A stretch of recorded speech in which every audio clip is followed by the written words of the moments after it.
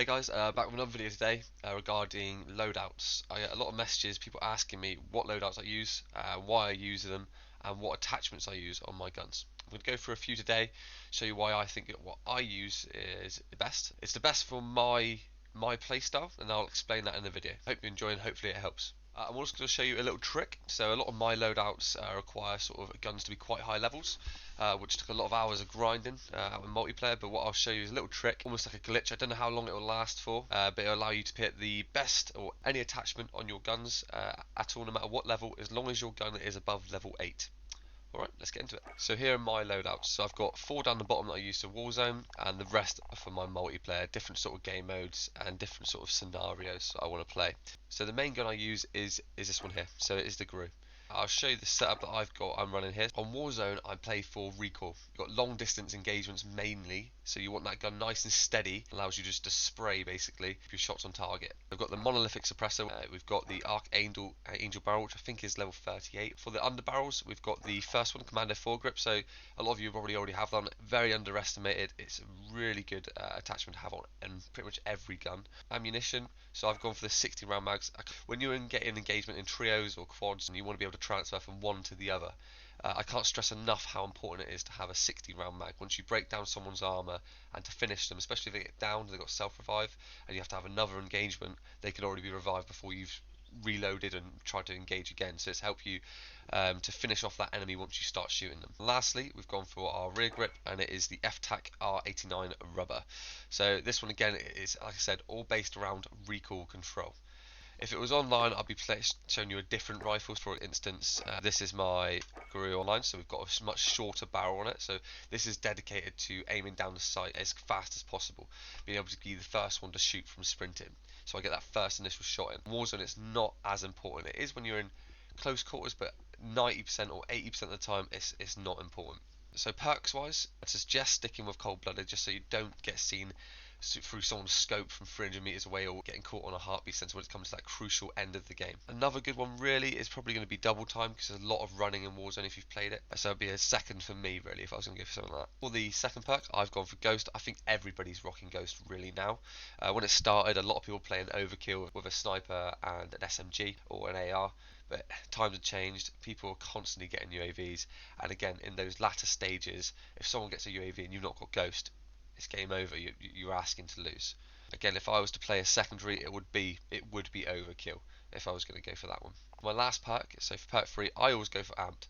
Personally, I rock an RPG, so if someone's coming at me with a vehicle, I can quite easily comfortably take them down, whether that's a team or someone by themselves. It also allows you to switch your weapon faster. So say I ditch the RPG and pick up someone's sniper, I can take a shot of a sniper, take off most of their armor, quickly whip out my AR and gun them down. It's a good perk to have. Second perk on that, if I had to choose, it would probably be something like Tune Up. So this one, yeah, so it reduces the revive time by 25%. Doesn't sound like a lot, but the amount of times you've been killed trying to pick someone up in that latter stage, it probably would prove to be helpful over time.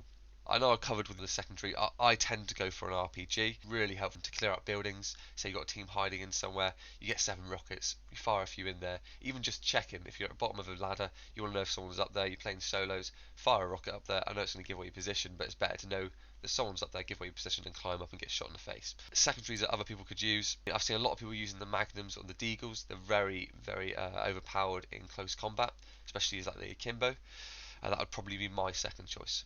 Down to the lethals is basically Claymore or C4. So C4 at the moment in Warzone is extremely powerful. You can blow up an armoured truck within one satchel, so it is very powerful. Claymore on the other hand, I see as dual purpose. You can put a Claymore down, say someone's driving at you with a vehicle, it will take out a lot of light vehicles, and it's really hard for them to see.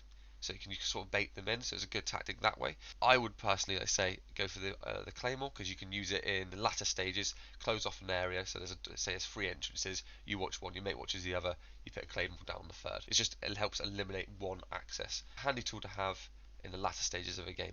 Lastly, tactical. I tend to go for the heartbeat sensor, so they've got a range of up to 50 meters, which in game is quite a long way, and it really can be the difference again in the latter stages. If they haven't got the amount of games we've won or I've won where I've used a heartbeat sensor, I know exactly where they are. They have no clue where I am because I've got cold blooded and ghost, and I've managed to go around, flank them, and get an easy win.